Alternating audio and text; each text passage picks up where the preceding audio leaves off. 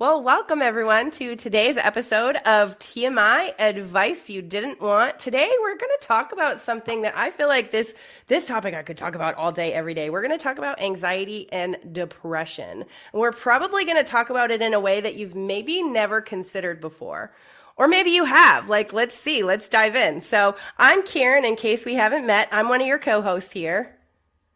And my name is Ashley, and I'm also very excited about this topic, but I think we could probably talk about almost all topics all day Honestly, long. yeah. I mean, let's be honest. We talked about poop and coffee enemas for a whole episode, so we Yes. could talk about just about anything. Yes. But I really like this topic because I feel like it's so applicable to our personal lives, but also to our world today. Everyone probably has experienced anxiety or depression at some point in their life. Oh, 100%. And just on a spiritual level, if the collective is feeling anxious or depressed, you're most likely going to pick up on that as well.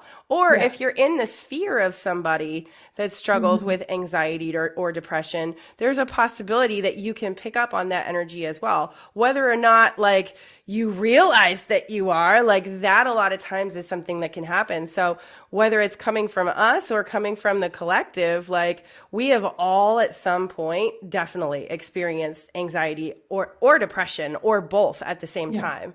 And for one thing sure. that I've seen is that a lot of times these two can be interchangeable. The Yeah. anxiety, depression, you start with one and sometimes it feeds into another. I know Matthew, during one of our meditation retreats that we went to, I think it was our first meditation retreat. This was his big experience that he had. He came out of a meditation and he was like, oh my God, I thought that I was depressed my whole life. I thought that that's what the start was. He was like, I actually have anxiety and that Mhm. leads into my depression. So Yeah. he had been treated for depression for years and years and years until he finally was like, I don't want to be on these medications anymore, right? So, but what he realized in that meditation, he's like, I actually didn't notice the signs that it was actually anxiety that was leading me into the depression. He Mhm. always thought it was just depression, period, end of story. He had no idea. And I think a Yeah, lot of us can do that with our bodies when it comes to for things like sure. anxiety or depression. So I don't know what your thoughts are on that. Yeah, I think we don't really have the self-awareness to know where is this coming from, Hmm. and that kind of idea. I've heard one person say, or maybe it was multiple, that anxiety is like fear of the future, Hmm. and depression is regret of the past. Yes. And mourning the past that you wish you would have had differently. And you can also project depression being like this is never going to change, Yes. and project the depression that way. I know even for myself, it was my birthday 2 days ago, and I was moving and cleaning, and Happy thank you. birthday! And all of a sudden, I had planned to not do anything for my birthday because the next day I had plans because that's when I was going to have the kids here. And so I'm like, I'm going to just get through as much as I possibly can. And then all of a sudden I felt like crying. And I was just like, what Mm. is going on? I'm like, oh, I'm probably just so tired. I need to break and I'm gonna go out for a birthday supper. Yeah. And so and then as I'm cleaning up and making myself relatively not dirty after cleaning the house to go out for supper, I'm like, no, I was triggered. This was an anxiety thing. And it took me a while to realize that it was anxiety and not just an exhausted, I feel like crying. Mm. I don't know, moving's not fun. There's been No. lots of moments of oh my God, I'm so exhausted. My body hurts so much. I'm just going to cry. And there was no triggers. And so this one just kind of got pushed into that. And so then I was like, oh, I was triggered. This was anxiety. And so often we don't have that awareness. And it's like, okay, I could think it was depression because I'm crying all the time or whatever it is, right? So Hmm. I completely agree with that. So Yeah, yeah. yeah. And I mean, it's one of those things you talk about the whole self-awareness thing. We're not really taught, or at least in most households, children aren't really taught to understand their bodies and what their bodies are telling them, right? So, like, that whole self awareness ends up happening later in life a lot of times, or not at all, because that's not a skill set that's really perpetuated in our society, unfortunately. And so we were talking about this topic beforehand, and how a lot of times people will become medicated for their anxiety or their depression. And the thing is that I feel like that's taking away your ability to actually be self-aware of what's actually going on with you. Like, if you had been medicated yesterday, you may not have had that self-awareness. You may not have had that anxiety feeling that created that sadness. And so you might have just like blown right past it, but your body's still feeling it. Your body's still going through that experience. And when we medicate, we miss out on so many stimulus that our body's trying to tell us. Like, that to me, like, my husband makes fun of me all the time because I won't even take a Tylenol, because I'm like, I don't want to numb the pain. I want to discover where it's coming from. I want to actually start searching in my body. And I do this with myself, eyes open or eyes closed. Doesn't matter. If I have a headache, if I have some sort of pain, I kind of like, I rest my attention on that spot, and I'll ask myself, what are you? Like, what do I need to know about this? And I feel like that is something I learned to do as a result of becoming more and more self-aware, meditating, that whole being present in the moment. Nobody necessarily taught me to do that, but it was one of those things that it was like, if I start getting curious about what my body's trying to say, I can actually learn what to stay away from, what to not do. And I feel like so many people just want to numb the pain. They don't want to feel it anymore. So they take the Tylenol, or they drink lots of alcohol, or they get on depression or anxiety meds just to numb the pain so they don't feel it. But they're missing out on so much more information that their body is trying to tell them. You're muted. I completely agree. And I think that it also can have like a benefit too. Like, for me, like I felt anxiety leading into court, and it caused me to prep. It caused me to do things that made me feel good. It made me feel stronger, made me feel more confident. And if you're doing like a big presentation for work, or you're prepping for like a sports team, like sometimes you want to feel that, so that it's going to drive you. And so it can have a positive effect too, that anxiety of like the nervousness of like, let's make this happen, Yeah. and pushing through it and doing hard things. And I was watching the Huberman Lab podcast, and there's when you do hard things, there's a certain thing that goes on in your brain, and it's like so good for you. And so it's whenever you do something you don't want to do, it fires up. And I don't remember it well enough, so I apologize for bringing it up, but there is something in your brain that fires when you do things you don't want to do. And when you have anxiety and you push through and you do things that you don't want to do, but you also want to do them, that is so good for your brain health and so good for your mental health. And so there's those aspects there too. And then the celebration, like the fuck yeah, I just pushed through that anxiety. I can do hard things. And it amps you up to being able to do bigger, better things. But if you didn't feel it in the beginning, you didn't prep the same way, you don't have the same celebration. So it's also taking away from your quality of life. And I think that's when, like, when we allow the hard things to take over and like not push through, which is what's happening, I think, in our society right now, that's when we're getting crippling anxiety. So like my partner's sister-in-law, both her parents died within like 8 months of each other. And I don't know if this is where it stems from. I don't know her well enough, but she has crippling anxiety where she won't leave the house, and or barely leaves the house. And I can assume that people were like, both your parents just died. Like, it's okay. Like, you don't have to. And, like gave her that, like life is hard. Like she was, I think 17. So Hmm. that is like not taking away from that. That is a devastating, That's devastating. hard as fuck situation. But at how long do you be like, oh, it's okay, and allow that anxiety to build and never push through the hard to where you can't anymore? Mm-hmm. Or like one of my friends had social anxiety, and we were together, and he drove past a kid selling lemonade on the side of the road, and he was like, can you go get it for me? I'm like, no, you can go get lemonade. Yeah. And he's like, no, it makes me nervous. Hmm. I'm like, you're an adult. That is Yeah. a That's like a 5 to five-year-old. 8 year old child. Like you can buy lemonade from them. But it was because for so long in his childhood and his adult life, he had parents that did everything for him. If it was hard, they did it for him. If he was nervous, they did it for him. And it creates this adult state of I can't. And that's something that I didn't even really realize the like depth of it, but with our kids, we really try to push them to do the things that they don't want to do. And like you have to give it an honest try. You have to push through, you have to learn it, and then see if you don't like it.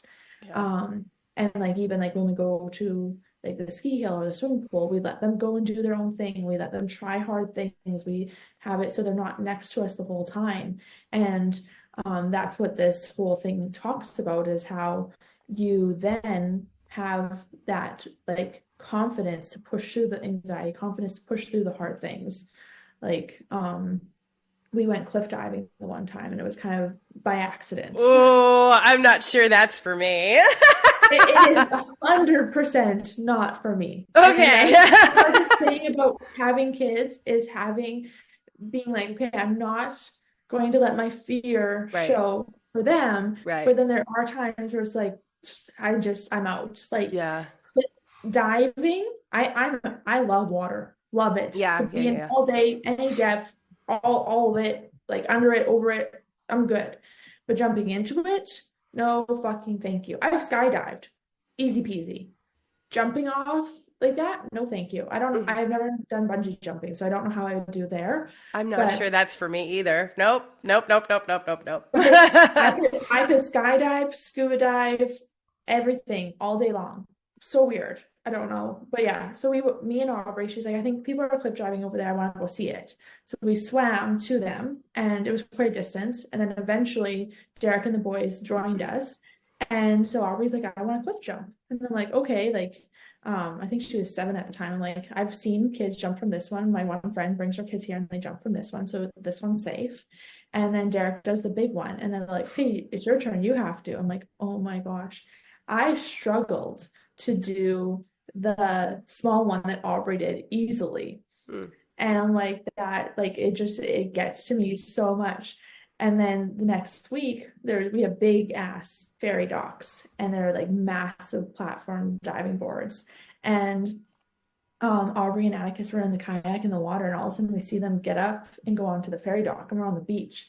And I'm like, oh my gosh, like why are they scoping that out? And like she just got that in her blood. And so I recorded on my phone just in case. And they came down and then they went back up and they both jumped off the diving board. Like, and this is like high, like this is like kill me now to me. And then she goes back up, like, I don't know, probably half an hour later, she was sitting kind of close to it, and she goes back up and jumps off the second highest one. And I'm like, I don't know if I could ever do that one in all of my pushing myself to do. And it's just like, holy cow. But that's because they know they can do hard things. Mhm. And she feels it. Like I can, like we still go and do those diving boards now. And you can see it on her face. She has the fear, she has the anxiety, and she pushes through and she does it. Mhm. And I just think as society, we're robbing everyone like of that when we're like, oh yeah, if you have anxiety, you don't have to, Right. like so yeah. Yeah.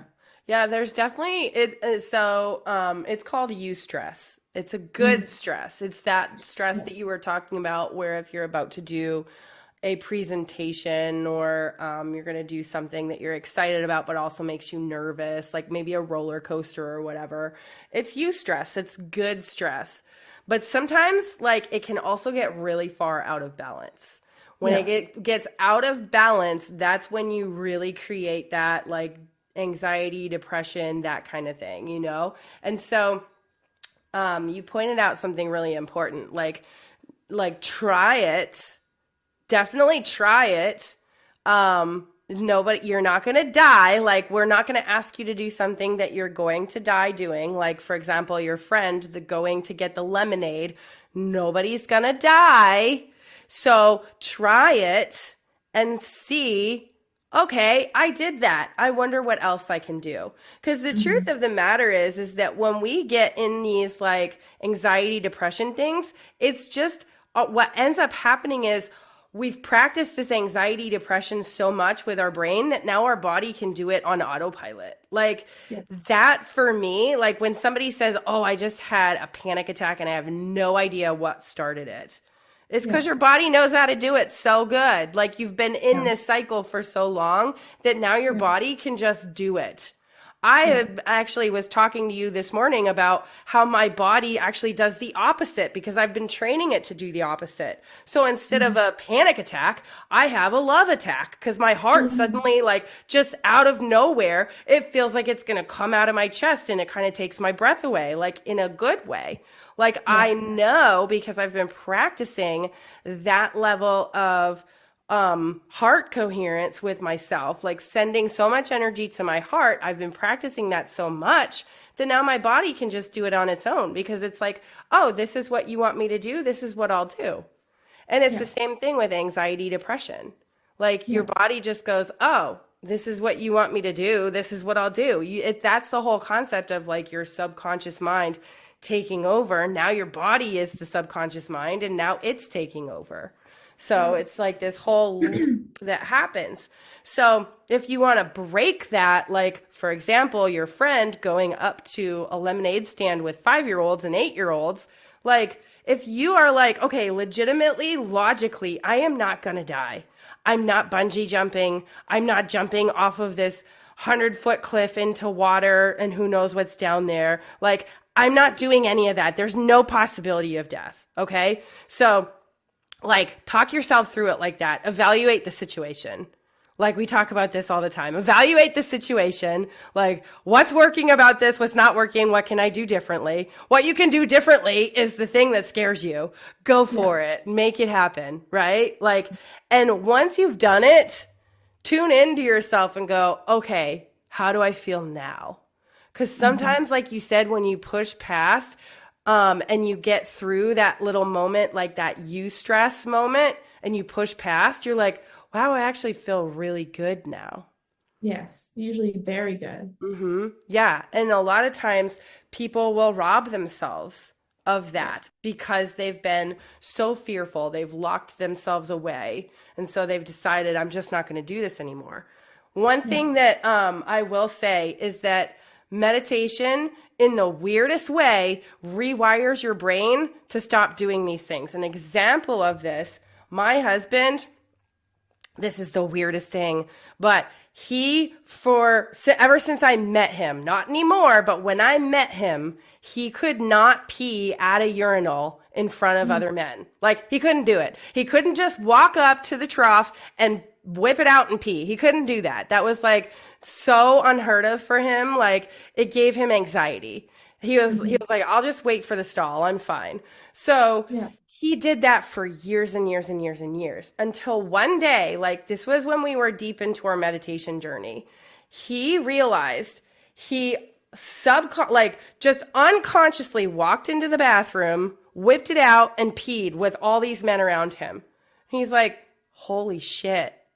I just did that. Like, as he's peeing, he tells me this story later. He's like, as I'm peeing, I'm realizing what I'm doing. And I'm like, wow, that's cool. I didn't know this. And now he doesn't have that fear anymore. Like, that Yeah. wasn't something he was necessarily working on with his meditation, but there was Mhm. something that was like subconsciously reprogrammed, that fear was reprogrammed until like he finally was like, oh, I can just pee in front of men now. I don't care. Like, they're not watching me. I'm not watching them. I don't care. Like, we're just doing our thing. Like, it's the same kind of concept. So for him, like he'll sometimes just joke about it. And it's been a few years now that he's been able to do this, but he'll still joke about being like, I just walked up and I peed and I walked away. That's But awesome. like there's so many different modalities too that you can do. If you find Mhm. yourself in a place where you're like, I can't push past the fear. I can't push past that healthy eustress. I'm Mhm. like paralyzed by it. Yeah. There are so many modalities that you can do. Like Yeah. things like meditation, EMDR, behavior therapy. There are so many modalities that if you're like, this feels like a block for me. Mhm. Look for things like that that can Yeah. help you get past that block because that's really that maladaptive eustress turns into full-blown panic Yeah. attacks A hundred that percent. that your body just can't get over. And I'm putting air quotes up right now, that you're just constantly in a continual state of anxiety or depression, whatever you've been practicing. Yeah. Yeah, exactly. Because you allow that to have that space and like don't overcome it. Or it's like a habitual where like as a child, you were allowed to have that space. And so then you can have that space as an adult. And so you have that negative framework around it. So if you have a negative framework around it, then after you do the thing, you're not going to feel that high. You're going to Mm, feel like, oh, that was so stupid, yeah. kind of thing, because Yeah. you have that negative framework around it. So that's when it's become like a habit pattern, and you have to break that cycle. But when it's showing up for the first times, it's really easy to break the cycle and then feel the high and then keep on going. Yeah, for sure, which is awesome that you teach your kids to like notice the fear and push past it. But Yeah. so we really hammered in the like you stress part, but there's also this like other part too where it's like sometimes we have anxiety but we push through it. This Mhm. was me for years, right? Like, this is extremely maladaptive. Like, when you have the anxiety, and instead of dealing with the anxiety, instead of noticing it and allowing your body to release it, you perpetuate it over and Yeah. over and over again. It's So, kind of the same idea as medicating because you're mm, still turning it off, yes, 100%. Yeah, you're just like, but feeling it anyways. yeah, exactly. Because it's like your body's just screaming until suddenly, like your body's been screaming about anxiety or depression for so long. Now your body's going to start having aches and pains too. Because now your body starts off with the anxiety, it's low level, then it turns into things like panic attacks, then it starts to turn into aches and pains, then it turns into some really bad shit the more you ignore it. Like, Yeah. the more that you either medicate or you ignore or you just push past it and keep going on and on and on, the Yeah. more it turns into something else. I know this was the path that I was on. Like, if I'm being honest with you, like I I saw the stress, I saw the anxiety, and I went, well, like I'm going to push past this. I'm just going to keep going. Like, cool. Like, I did it. But there was no self-awareness to release that, right? So like an example of this, you can see this in the wild all the time, right? So Mhm. if you're out on the Serengeti and you have a zebra that's suddenly like they're grazing, they're eating, they're doing their thing, and then suddenly there's a lion that is now about to chase them.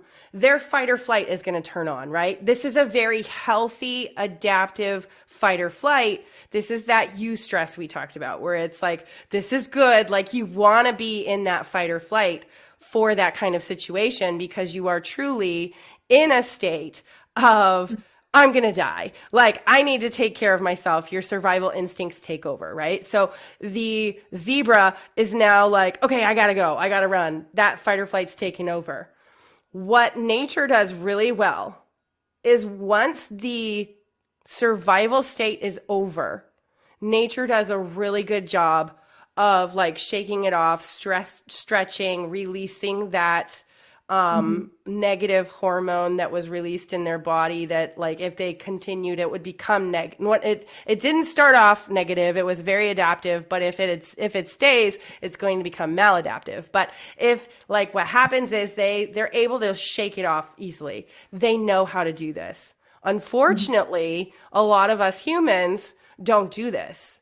So we get triggered and we're not necessarily going to die. Maybe we get triggered by our family member or our neighbor or whoever in our life, a circumstance that happens. We get triggered, but we don't actually release that. We don't Hmm. do the things that we should be doing in order to release that energy that was just like all of that chaotic energy, right? And there's so many things that we can do, and we've talked about this on this podcast before. Like, there's so many options to help your body release those things, but a lot of times we just keep pushing through, and that's Hmm. when, in my opinion, you're cruising for something bad when you just continue down that road. Yeah. And it's hard because, like, I know our generation specifically was raised to become achievers, Mm-hmm. right? That was our world was get good grades, get into a good university, get a good job, buy your house, have your family. And because college wasn't a thing that our parents all did. And so then it was like, okay, now you have to. Mm-hmm. And if we had parents that did do college, they really pushed it because they were the few that benefited from it. And then if we didn't, they're like, we didn't benefit from not going to college, so you have to go to college. Right. And it set us up for this overachieving, burnt out cycle. And it's not healthy to ignore the anxiety cues either. Like so it's that sweet Sweet spot. middle of knowing, okay, this is a anxiety that I'm going to push through because I do hard things and I'm going to feel the high and everyone gets nervous. And this is an anxiety that is constant in my life because I surround myself with crappy friends. I'm in a bad relationship. I have business partners I don't align with. I have a job that I hate and despise, so there's those things that aren't like fleeting. Like, to me, like you have anxiety before a specific business meeting. Not every day you go into work. Mm-hmm. And so you have to then have that awareness and ask yourself, okay, is this me having these feelings, this anxiety feeling because this doesn't align with me? Or is there something in me from my childhood trauma that I need to work through? And often it's a combination of both, but it's really spending that time to understand ourselves and know, okay, what do I push through and what is my limit of I'm going to make myself sick if I keep pushing through this. Mm-hmm. Yeah, yeah. And it's also discovering, even if it's something that does provide anxiety for you, maybe it's a job or whatever. I know for me, this is what I had to do with my anesthesia because it was like, okay, like I'm working towards relieving myself of the anesthesia, but in the meantime, I've got to figure out how to um, pay attention to myself, pay attention to what's going on, and allow myself to notice and release. So for me, I did a lot of noticing and releasing, and then I still do this. And then I also ask myself, well, but what am I grateful for around this? Gratitude is the number one thing that if you're feeling in a cycle of anxiety or a cycle of depression, gratitude is the number one thing. That probably should be the medication prescription that doctors hand out. You need to be grateful for this much time during the day. Like, you Yeah. need to spend time feeling deep gratitude about things. Like, Yeah. what are you specifically grateful for around either that job or those people in your life or that circumstance? What are you specifically grateful for? And this is how Mhm. you break that cycle.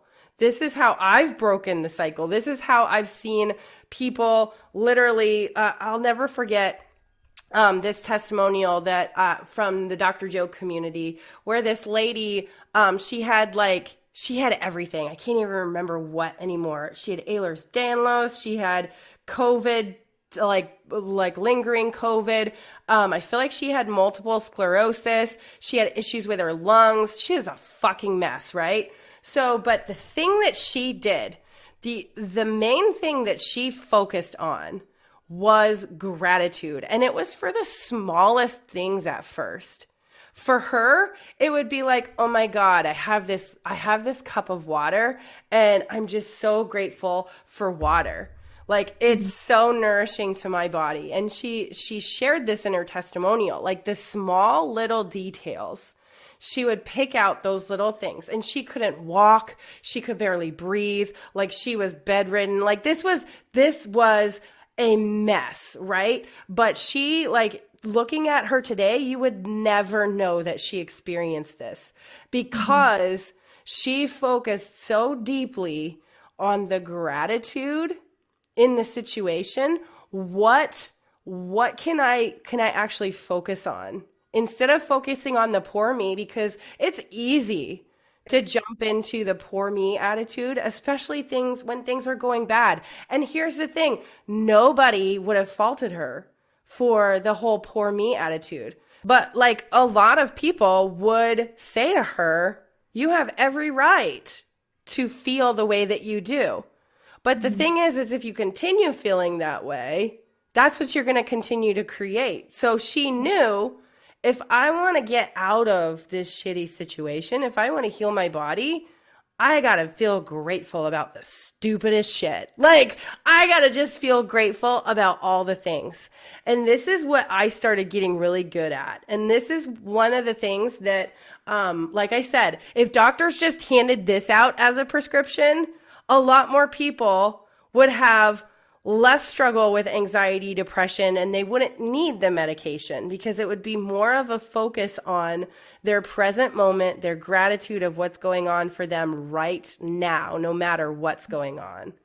Yeah. All right. So with that, I think we're going to call this one a wrap for TMI Advice You Didn't Want. This was a really good conversation. And like I said before we started talking about this, I feel like I could talk about this all day, every day, because this is so prevalent for a lot of people. Anxiety, depression, what you do with it, what's good about it, and how to kind of deal with it. Like this is such a prevalent thing for so many people. So, but if you are listening to us on your favorite podcast hosting place, go ahead and give us a 5-star if you loved us. And if you're watching us on YouTube, go ahead and give us a like, subscribe, and hang out with us a little bit longer.